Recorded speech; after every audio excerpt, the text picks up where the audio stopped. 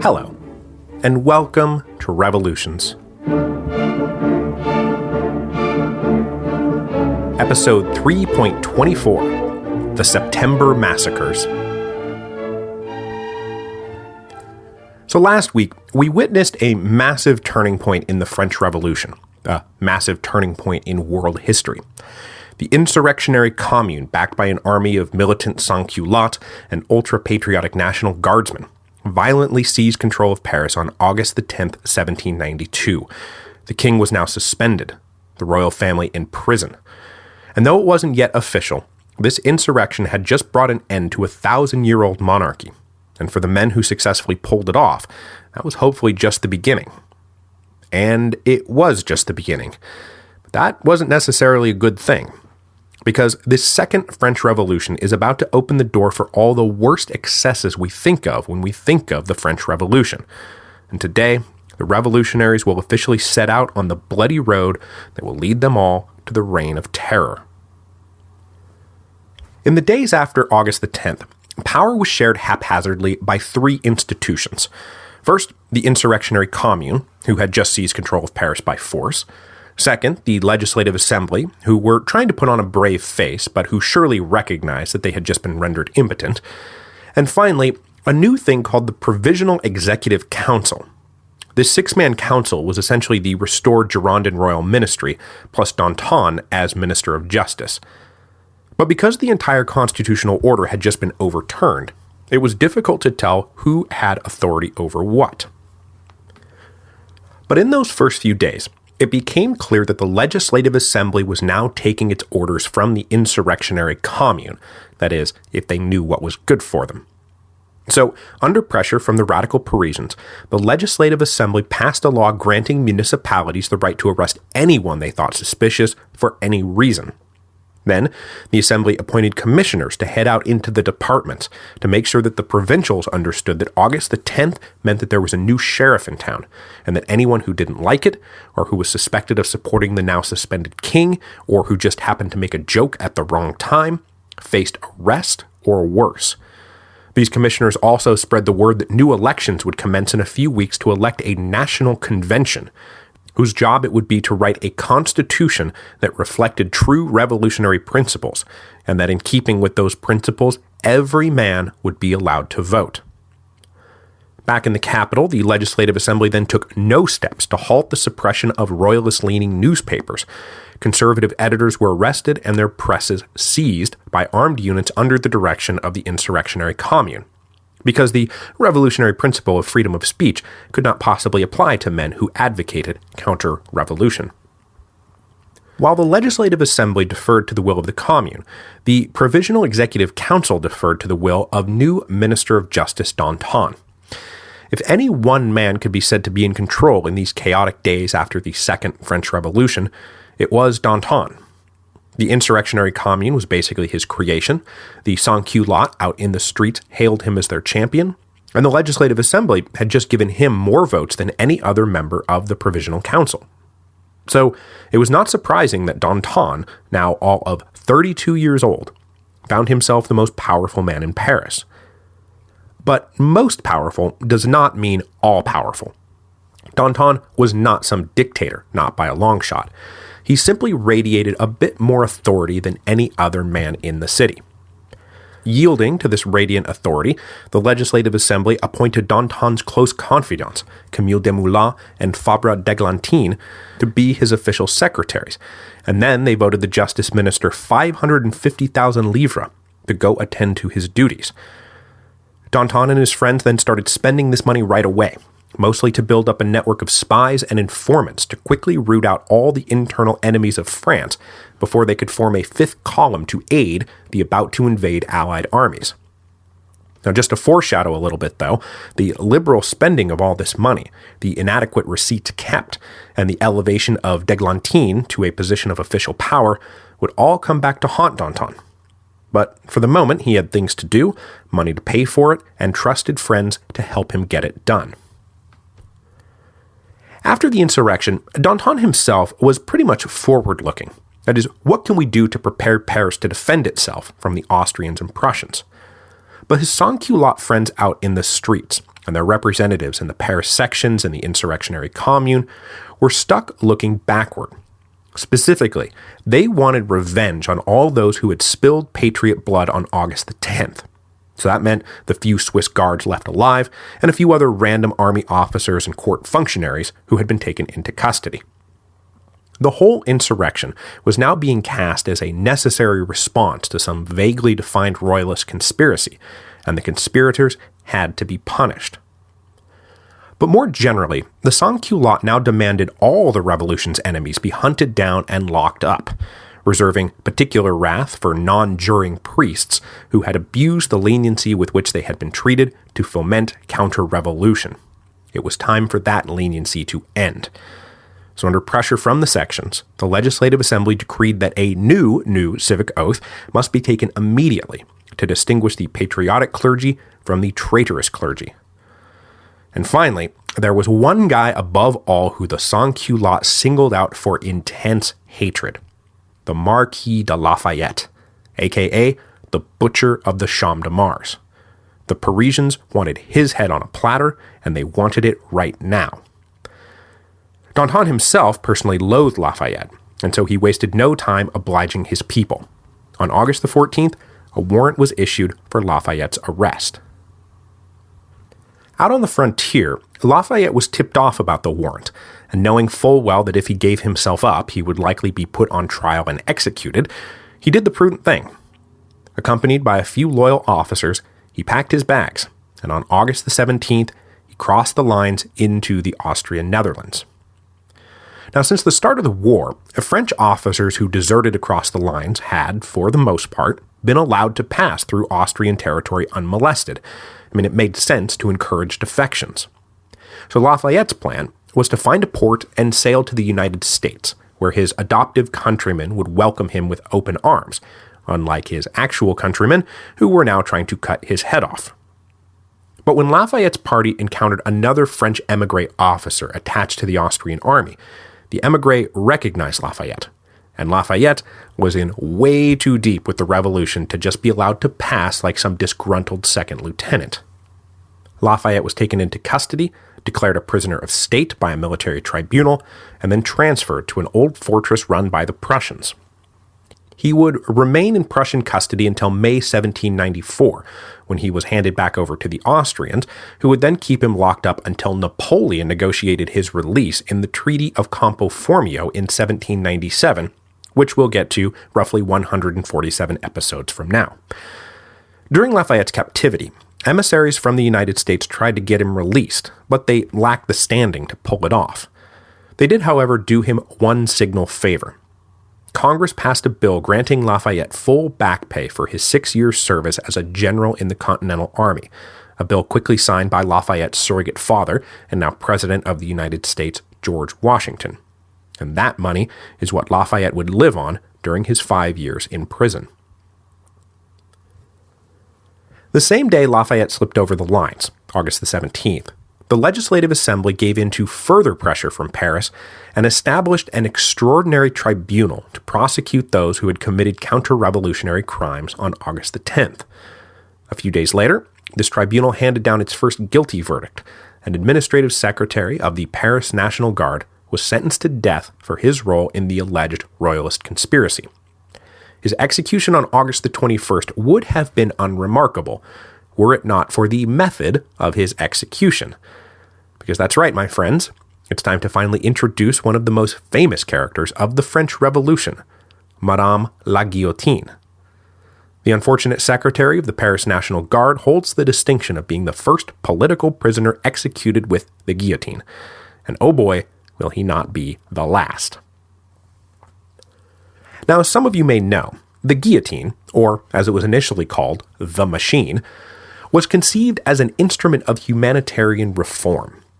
Capital punishment in the bad old days was a brutal process. Criminals were hanged, broken on the wheel, drawn and quartered. So as the waves of reform washed over France in those idealistic days of 1789, eminent physician and National Assembly delegate Dr. Joseph Ignace Guillotin proposed all executions be carried out by a new device he had invented, a device I'm sure you're all familiar with, so there's no need to describe how it works in detail. The benefits of Guillotine's machine were twofold. First, it would end needless and frankly barbaric suffering inflicted on the condemned. Second, it would bring a measure of equality to the process of executions. In the new era ushered in by the Declaration of the Rights of Man, why should nobles alone enjoy the privilege of having their heads chopped off? But the National Assembly never moved on the proposal, and Guillotine shelved his plans for the machine. After the Legislative Assembly convened in 1791, however, radicals in the Jacobin Club started agitating again for the idea that every condemned citizen should die in the same way. That is, if they weren't as radical as Robespierre, who wanted to abolish capital punishment altogether. So these radicals started working on a plan to extend the privilege of beheading to everyone. But nervous Paris executioners explained that beheading someone took precision and concentration, and if the lines got long, the quality of their work might suffer, and if the quality of their work suffered, who knew how much the condemned would suffer? So, the plans for Dr. Guillotine's machine were dusted off, and problem solved. In April 1792, just as war fever was hitting a fever pitch, the Legislative Assembly took time out of its day to order a piano maker to build a prototype of Guillotine's machine. Once the prototype proved effective on corpses, it was handed over to the executioners of Paris. On April the 25th, a convicted highwayman became the first official victim of La Guillotine. And everyone in the crowd that day agreed it was a major letdown. Usually they got to watch the victim flail around for a bit, but this was all zip, thud, the end. What is the fun in that? So getting back to it, although the Extraordinary Tribunal had just found a royalist conspirator guilty and executed him, and would, over the next few weeks, find more men guilty and execute them, the pace of their work was far too slow for the liking of the sans-culottes. And these hungry lower classes of Paris were fed red meat by that friend of the people, Jean-Paul Marat. Now, up until this point, Marat had been regarded by Danton's inner circle of the Cordelier leadership as a crank to be tolerated. His angry screeds were lively, and certainly directed at the right people, but they also never circulated widely enough to really be a problem. So the leaders of the Cordelier indulged and protected Marat. But after August the 10th, Marat suddenly became the voice of the Parisian sans-culottes, and his circulation skyrocketed. He seemed to be the only man willing to say what they were all trying to say. There are enemies in our midst, and they must be destroyed before we are destroyed. Marat really came into his own after August the 10th, and the articles he wrote left little to the imagination.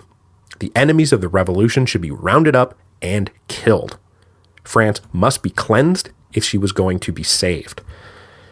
Marat was no longer a fringe crank. He was now a murderous force to be reckoned with. In the midst of all this, really, really bad news started coming in on the war front. On August the 19th, the Allied army of Prussians, Austrians, and French émigrés, led by the Duke of Brunswick, finally launched their invasion and took the fortress at Longwy without a fight. Word of this got back to the capital on August the 26th, sparking a new round of paranoid fears that the French army was full of traitors happily clearing the Allies a path to Paris, and that Paris was full of traitors ready to hand over the keys to the city once they arrived. The Legislative Assembly immediately gave all non-juring priests 2 weeks to either take the new civic oath or leave the country. After that, if they were caught, they would be deported to Guyana. But of course, these days, no one was allowed to leave Paris without a passport, and those passports were issued by the Paris sections. So you can imagine how many non-juring priests strolled into the sectional assemblies to ask for said passport. So while the city slowly locked down, and the enemies of the state were locked in, Marat howled for counter-revolutionary blood, and the pressure inside Paris began to grow unbearable. With the capital now seriously threatened by the Allied army, there was some loose talk, specifically from Interior Minister Roland, that the revolutionary leadership should withdraw from Paris to avoid being captured by the enemy. But Danton would have absolutely none of this. And on that point, he and Jacques-Pierre Brissot agreed. They would die before they ran.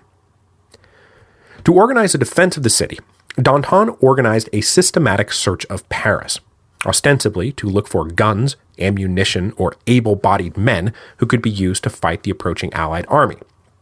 But that was really just the pretext fed to the Legislative Assembly to get them to approve the house searches. Really, it was about barging into homes and rounding up anybody who was suspect, knew someone who was suspect, or had the same name as someone who was suspect. On August the 30th and 31st, armed companies started banging down doors and hauling out suspects. In all, about 3,000 were rounded up and shoved into the various Paris prisons, all of which were now badly overcrowded. What to do with these prisoners became a topic of heated discussion. But the direction things were headed became clear when the insurrectionary commune appointed Jean-Paul Marat to serve on its committee of surveillance, a committee that had jurisdiction over the prisons. After agreeing with Danton about not abandoning the capital, Brissot then tried to pivot and reassert the overarching authority of the Legislative Assembly. He engineered a vote demanding the Paris Commune hold new elections to replace the likely illegal insurrectionary commune. But of course, the insurrectionary commune ignored this order. Well, they didn't just ignore the order, they used it as proof that the faction from Gironde, as Robespierre was just now dubbing them, were themselves suspect. Why was Brissot trying to dissolve the commune? Why had Roland just advocated abandoning the people of Paris to the enemy? But before this movement to arrest the Girondin leadership picked up too much momentum, Danton appears to have stepped in to squash it, likely saving, at least for the moment, all of their lives. He also probably saved the life of Talleyrand, who came around one day asking if maybe he couldn't get one of those passports out of the city. Despite having just rendered his most revolutionary service yet, drafting a defense of the August 10th insurrection that would be transmitted to the courts of Europe, Talleyrand could see that at the moment Paris was no place for anyone connected to the church or the nobility, and he was connected to both.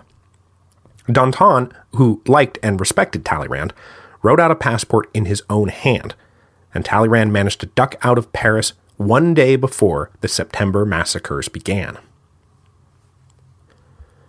Now, through all of this, the Allies continued their methodical advance on Paris. Danton had already called for 30,000 men to stand up and go fight them, but he was having difficulty convincing volunteers to leave the city. The sans-culottes were ready to answer the call, eager to answer the call. But there was a problem. All those recently apprehended prisoners were dangerous. The general belief was that the minute the volunteers walked out of Paris, the prisoners would be able to break out of jail and attack the defenseless families that the volunteers left behind. We simply cannot allow our women and children to fall into the hands of the evil counter-revolutionary swine.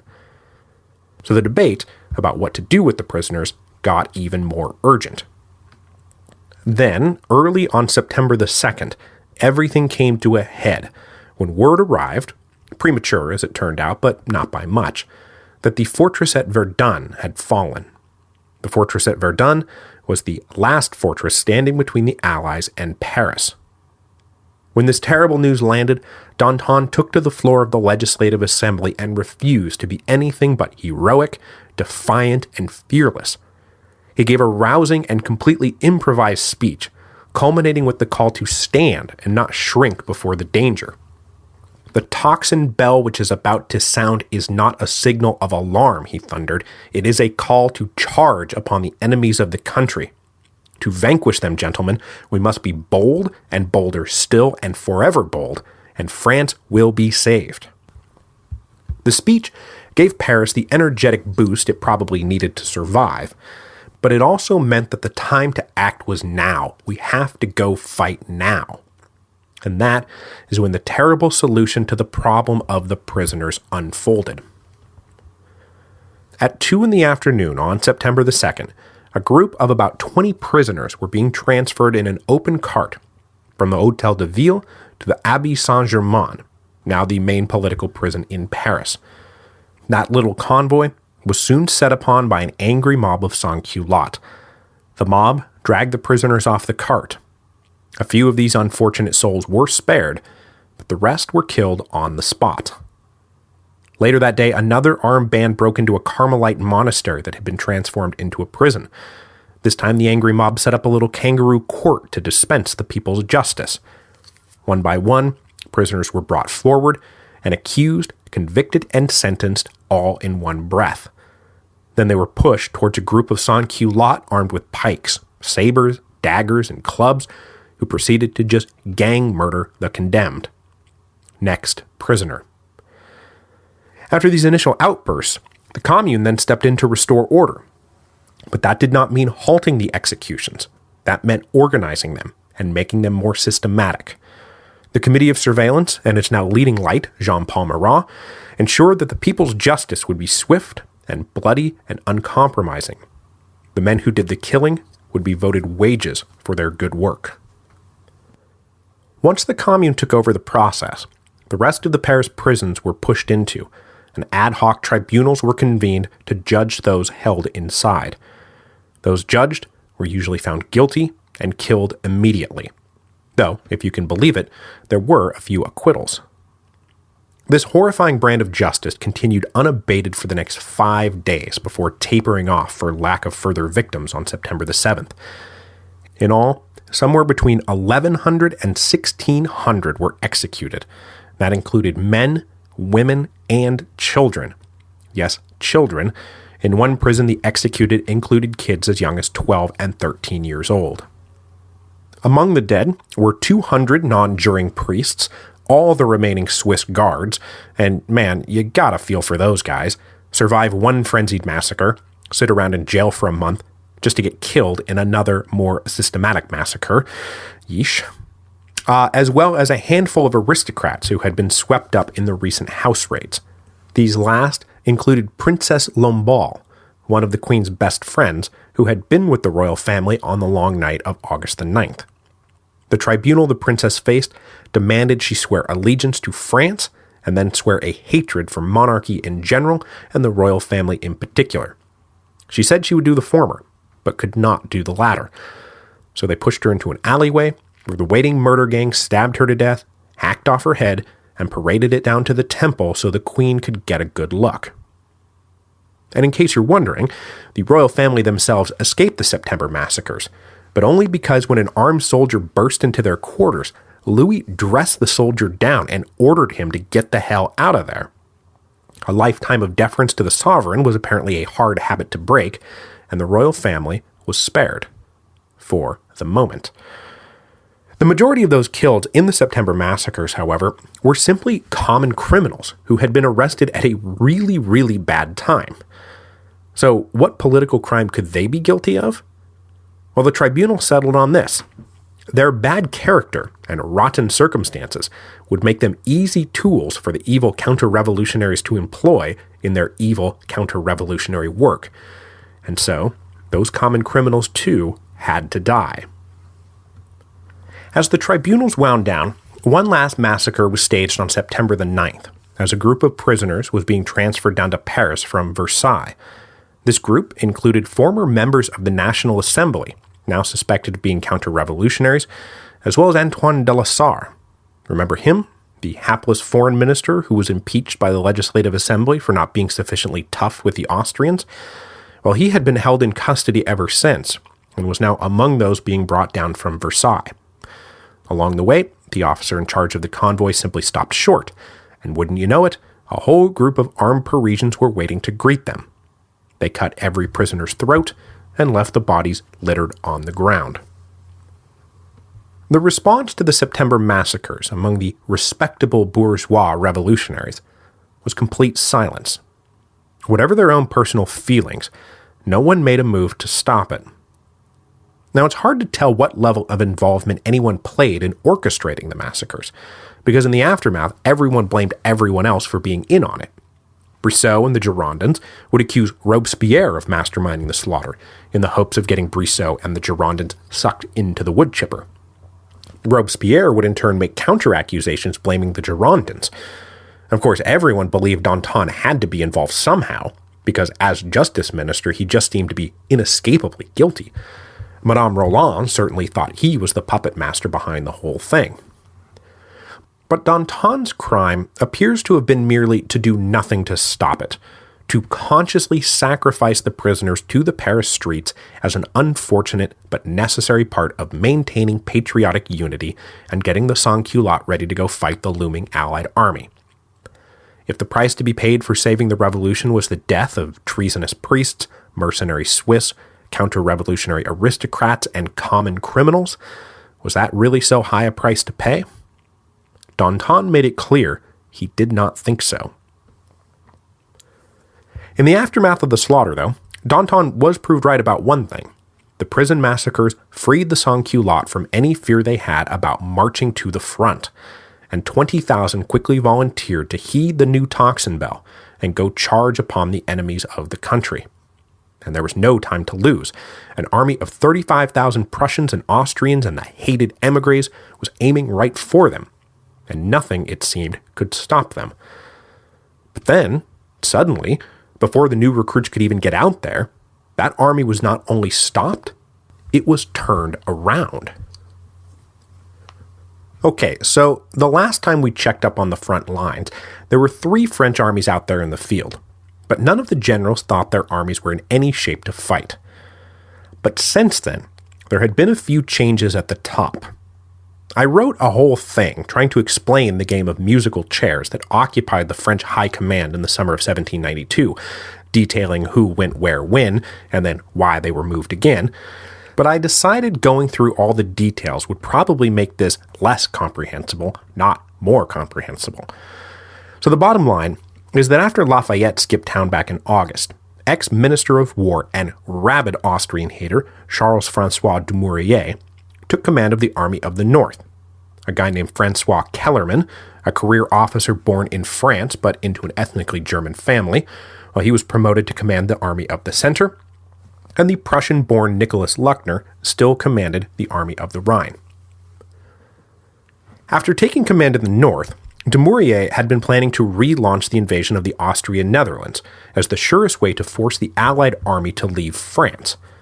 But with Longwy and Verdun falling so quickly, he had to break off preparations and rush down to try to put something between the Allies and Paris.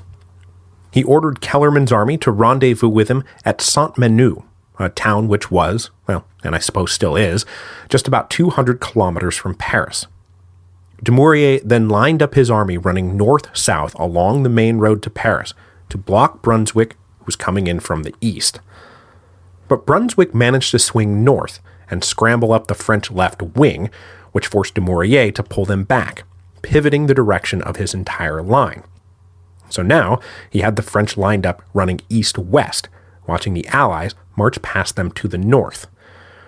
Now at this point, Brunswick could have easily bypassed the French army and plunged towards Paris, but that would have cut off his supply and communication lines, and he didn't like the thought of his army being isolated so deep in French territory, especially with a bout of dysentery sweeping through his camp. Kellerman showed up the next day to reinforce the French army, and Dumouriez put him in charge of the left. Kellerman took up this command on September the 20th, just as Brunswick was deciding to wheel his army around in a big flanking maneuver to come in at the French from the west. This led Kellerman to advance his own forces towards some high ground near the small village of Valmy, and that is where the two armies met. Now, crazily, of course, when the two sides faced each other, the Allies were the ones standing between the French and Paris, instead of the other way around, which is a bit reminiscent of the early days of the First English Civil War, when the Royalist army of Charles I kept winding up between the Parliamentary army and London, even though the Parliamentary army was supposed to be out there to stop Charles from reaching London. So in a miserable reign, the Allied and French armies stared at each other for a little bit at Valmy, and then decided to settle into an artillery duel to see if the other side would run off. But as it turns out, at this point in history, the French ran the best artillery schools in Europe, and Kellerman's veteran artillery officers pounded the Allies with more precision than the Allies managed to pound the French. But what really surprised the hell out of everyone was that the French troops did not break and run when the shells started falling. Indeed, after a little while, it looked like the ultra-professional Prussians were the ones ready to crack. Continuing to pour on the artillery, Kellerman then started waving his hat, crying "Vive la Nation!" and all his troops took up the cheer. And for whatever combination of reasons, the rain, the dysentery, the sight of surprisingly solid French infantrymen cheering and singing, Brunswick ordered his men to retreat from the field. And then, to the massive shock of just about everyone, he ordered them to march back the way they came, away from Paris, back east toward the frontier. Brunswick was withdrawing the Allied army from France. So just like that, the seemingly inevitable sack of Paris was called off. It should come as no surprise that even the radical anti-clericals in the capital had no trouble describing the Battle of Valmy as a miracle, and no one doubted it was one of the greatest victories in French history. But of course, it really wasn't. It was barely a skirmish, and clearly, had he wanted to, Brunswick could have forced another battle somewhere else if he just didn't like the high ground Kellerman had secured at Valmy. So, what gives? How did this light artillery skirmish lead to the total withdrawal of the Allied army from France? The answer is, no one quite knows. We know the Allied troops were racked by dysentery. We know that they expected this to be a cakewalk, and indeed it had been, but it also appears they really didn't like all those Frenchmen cheering and singing together while getting blasted with artillery. It was unsettling. The commanders also knew that tens of thousands of French reinforcements were on the way. Now, the utterly outraged French émigrés could not explain it any other way than to assert that Brunswick had been bribed by revolutionary agents who offered him the Bourbon family jewels in exchange for retreating. I mean, what other explanation could there be? Now, what role or partial role any of these factors played in the decision to withdraw is ultimately speculation. We don't have a good answer, although the bribery charge does seem paper thin. But then, of course, there was one other thing. There was Poland. That's right, Poland.